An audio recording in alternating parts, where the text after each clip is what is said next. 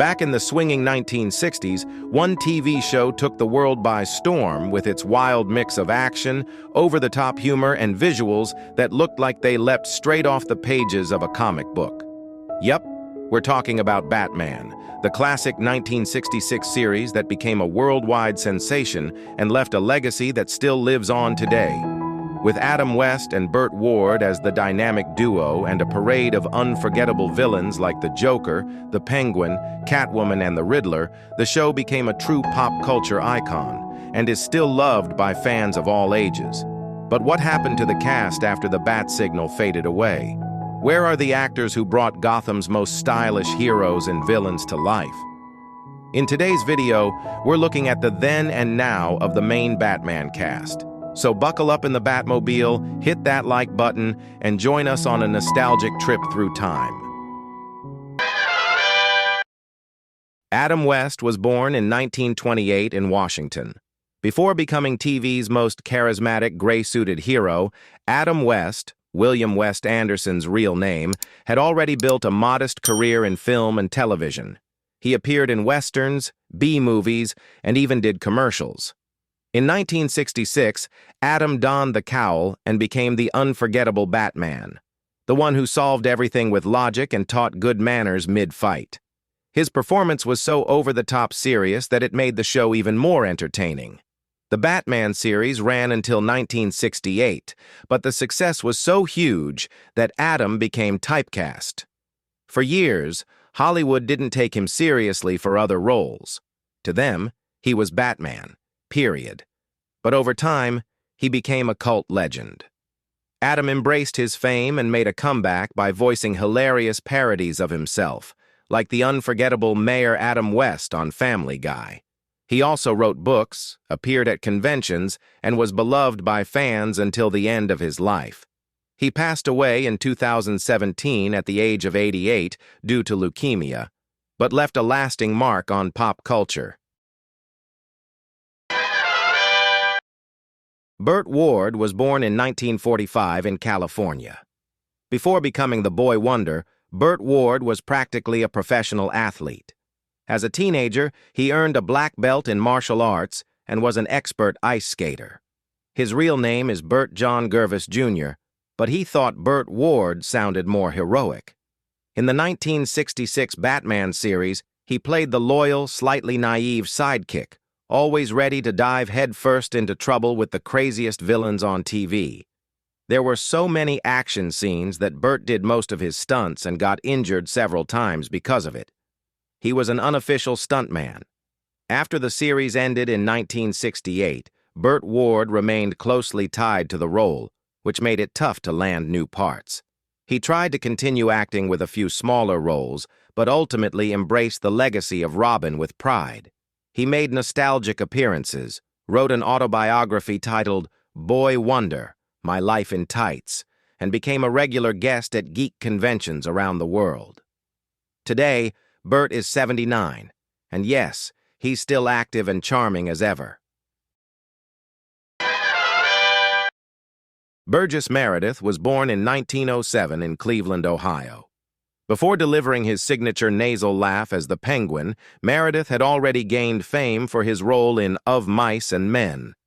Versatile and intense, he moved easily between drama, comedy, and even Shakespeare. On Batman, he brought Oswald Cobblepot, the Penguin, to life, complete with a multi-purpose umbrella, sharp suits, and the air of an aristocratic gangster who always sounded a bit congested. He was one of the most frequently featured villains on the show, and his performance was so good that he often stole the spotlight.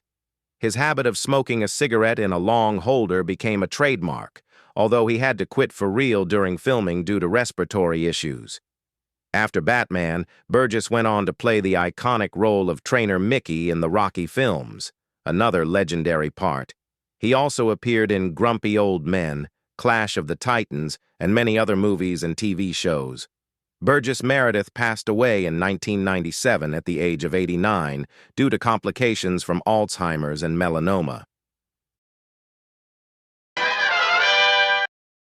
Cesar Romero was born in 1907 in New York City. Before becoming TV's most stylish Joker, Romero was already a Hollywood legend. He launched his career in the 1930s as a Latin heartthrob in romantic films and musicals, working alongside stars like Shirley Temple and Frank Sinatra. On Batman, he brought the Joker to life like no one else.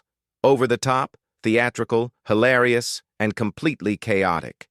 His wild laugh and white face paint over his mustache, he refused to shave it, became his signature. Romero was the first Joker to appear on screen, and his performance helped cement the character as a pop culture icon. After the series ended, Cesar appeared in shows like Falcon Crest and Murder, she wrote. He also became a beloved nostalgic figure, always remembered for his unforgettable take on the clown prince of crime. Oh, and fun fact, he never shaved that mustache, not even in his final days. Cesar Romero passed away in 1994 at the age of 86 due to bronchitis and pneumonia.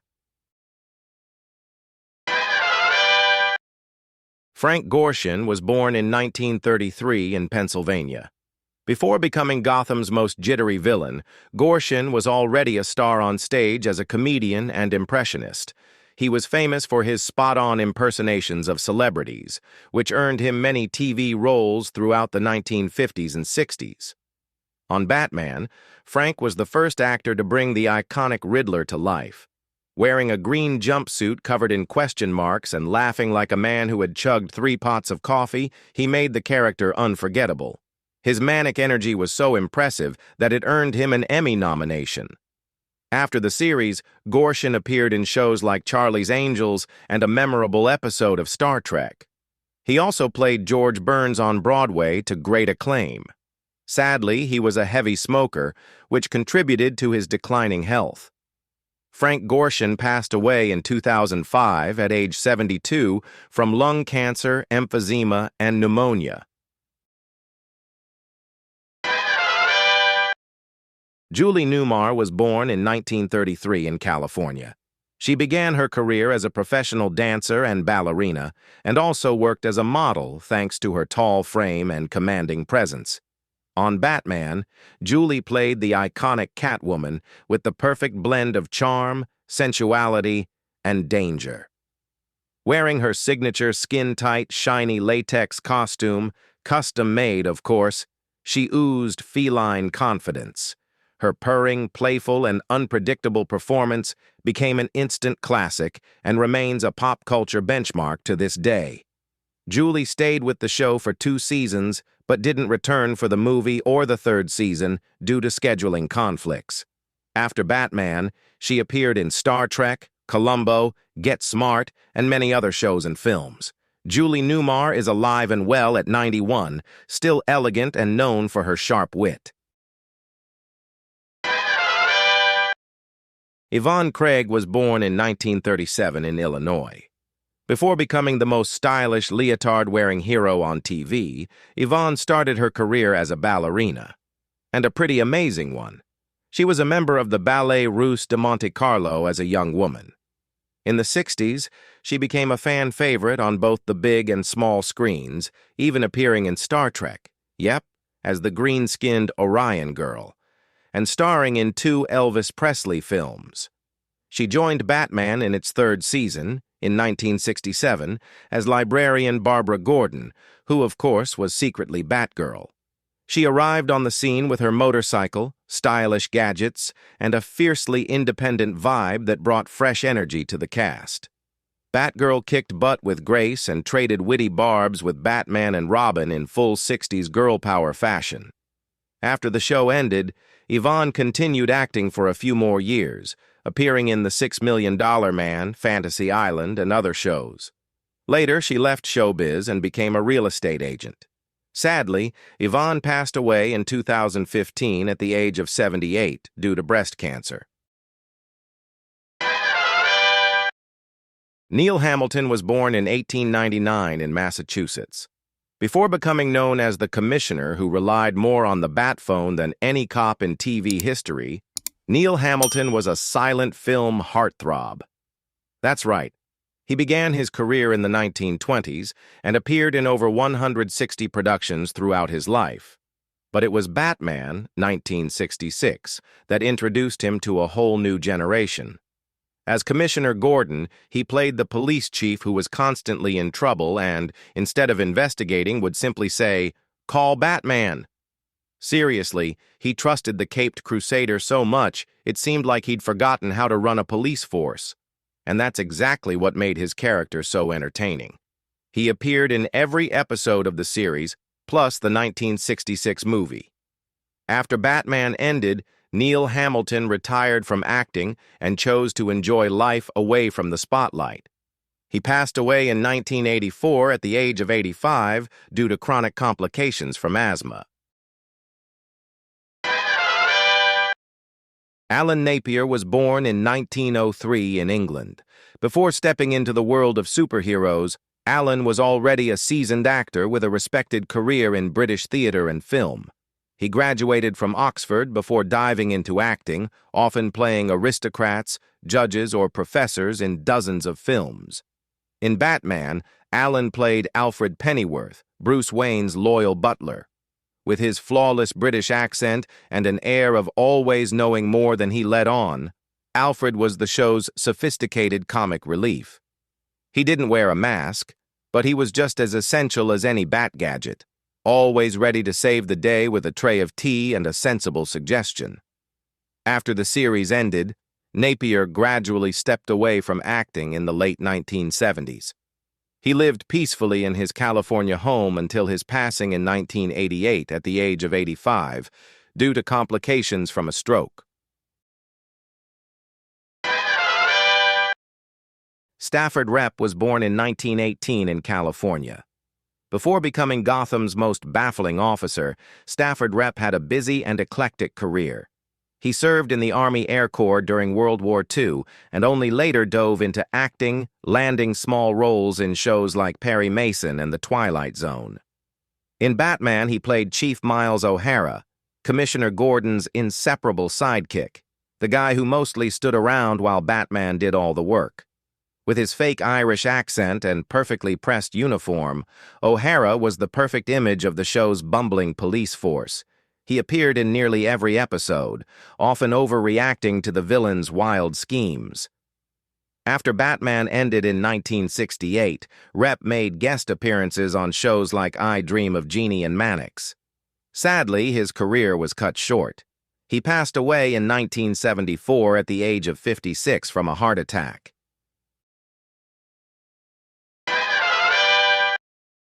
Madge Blake was born in 1899 in Kansas.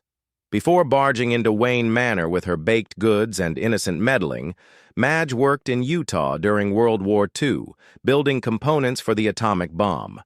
It was only after the war that she decided to trade science labs for Hollywood. In the 1950s and 60s, she became known for playing sweet, scatterbrained older ladies. But it was Batman that made her unforgettable as the lovable and nosy Aunt Harriet Cooper, who lived in Wayne Manor as a sort of guardian of good manners. Aunt Harriet was always fussing over Bruce and Dick, completely unaware they were out fighting the Joker and the Penguin in their spare time. She added a warm, family touch to the series. Unfortunately, Madge began to experience health issues during the show, which caused her appearances to decrease in the later seasons. She passed away shortly after the series ended, in 1969, at the age of 69 due to heart failure. Thank you so much for watching. If you enjoyed this video and want to see more amazing content, please consider subscribing to our channel. Don't forget to hit that like button and share this video with your friends and family. Your support means the world to us, and it helps us continue creating fantastic videos like this one. Thanks again, and see you next time.